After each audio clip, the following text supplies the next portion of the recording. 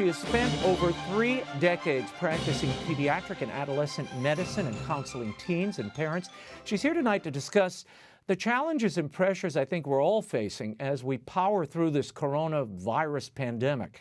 How can we best avoid the virus and maintain our mental health and our sanity while in quarantine? Here with some helpful tips is Dr. Meg Meeker. Meg, thanks for being here. On Wednesday, President Trump was asked about the pros and cons of people sheltering at home for a long period of time and the rise of domestic violence. Watch. It's another cost of not getting our country working. I mean, some people are getting along great. I've also had the exact opposite question. Families are coming together. They're actually coming together. They haven't talked for a long time, and now all of a sudden they're talking again. They're loving each other. So I've heard that too. But I also have heard domestic violence, much, at a higher level, and drug use because of, in this case, they'd lose their jobs. Dr. Meeker, are you seeing this in your practice or locally, a rise in domestic abuse and drug use stemming from this quarantine? We're not seeing as much domestic violence. We're seeing some anxiety that's pretty bad in kids and adults. But really, I'm seeing a lot of that, but not domestic violence. School districts across the country have switched to distance learning. Many parents are struggling with telework, homeschooling, the stress of everyone on top of each other. What is your advice to parents at home who are feeling a little frayed, let us say? Yeah. Well, first of all, I think it's really important to get everybody in the home on a schedule. When things turn upside down, kids aren't in school, mom and dad aren't working anymore, whatever.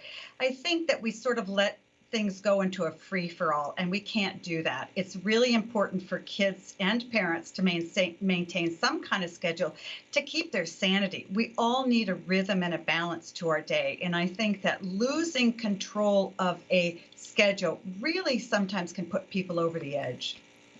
That is such great advice. No, our kids, because of the schools initially, they have to check in the morning and they start their virtual classes, all three of them.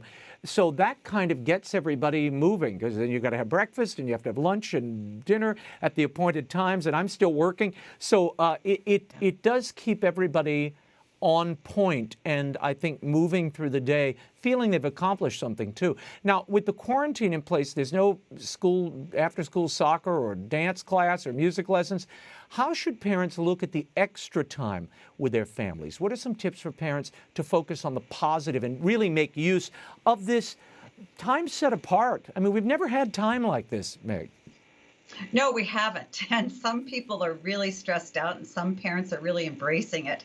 I think it's important to empathize with your kids and say, if you have a senior in high school, I'm really sorry you can't finish the soccer season or the basketball season, whatever they're doing. So empathize. Then I tell to parents and their kids, look, come together and tell everybody we need to come together and do the best we can. I'm all about adding chores and work for kids during the day as well to keep them occupied. It's also important for everybody to get outside if they possibly can. Get some fresh air.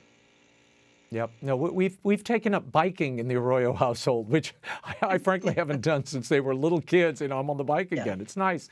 Are you concerned about the extra screen time that not only our children, but all of us are consuming? How do you balance that during this COVID quarantine?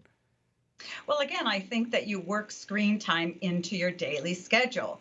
You don't want your 17-year-old boy sitting in his room with his laptop or phone looking at whatever he's looking at all day. So it's really important, even if you have older kids, to say, okay, from 4 to 6, you can have screen time. But it's very important for parents to know, what are they watching in that screen time? What are they doing?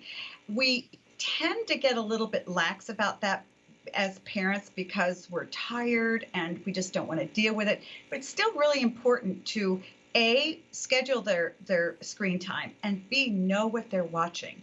It's very, very important. How should parents talk to children, particularly young children, about this virus? Because you were mentioning earlier, people are anxious. You don't want to provoke more anxiety. How do you reassure them? I think it's important, first of all, for parents to get hold of their anxiety, because if you're anxious when you talk to your kids, it doesn't matter what you say, they're going to pick up on it. So it's important to really quell a child's anxiety by saying, you know what, it's a tough time, our lives have changed, but we're going to be okay. And you really can realistically say that to your kids, because the truth is over 95% of us are going to survive this. Kids in particular are going to do better than adults because it seems so far to be an adult disease. Yeah, yeah. And I also, I love the idea that when you're spending, kids really just want to spend more time with you as a parent. Yeah. Our kids and our friends have been telling us, it's amazing how they want to cocoon. They want to be near you. They want to go out and do things with you. But how do you maintain a sense of normalcy amid a situation that is anything but and could drag on for months here? And what's the role of prayer in all this, Meg? Oh my, prayer is huge. It's interesting. I'm writing an ebook for Regnery right now, and I have a whole section on prayer. Prayer is extremely important because it brings us before God. It allows God to come into our lives, to focus on God, and to ask Him for help. Because the truth of the matter is God wants that from us, and He wants us to come to Him, and He will aid us. So it's very important, again, to sort of factor some prayer time into your day. I will tell you, Raymond, my experience is that kids are doing a lot better with this sort of being stuck in the home with their parents, better than parents are. Because as you say, agree. kids do want more time with their parents and they're not getting enough. What do you say to those who are struggling mightily with the job loss and that sense of identity they feel they're losing in the midst of all of this? Boy, I'm seeing a lot of that. And one of the things I see is that, fathers in particular and mothers who have a big part of their identity in their profession, to say, you know what, that's not the sum of who you are. So you need to put that aside a little bit and embrace the part of you that's the parent, that's the father, that is something different, and ask God to help you with that. Financially, again, it can be really hard, and you just have to rein it in and spend less. And that's a good thing, really, for parents to do. What's your advice to moms and dads on how they can care for themselves so they can better care for their children? It is tough being in such tight confines. I mean, unless you have an enormous house where everybody can go to their corners and then, come together, it's difficult. It is very hard. I say, find the thing very specifically that's causing you anxiety. Is it your job loss? Is it the kids driving you crazy? Is it the relationships in the home? And then once you identify that stress, find a way to relieve it. And again, work that into your day. Some people find relief in their stress through exercise, some through quiet, some through music.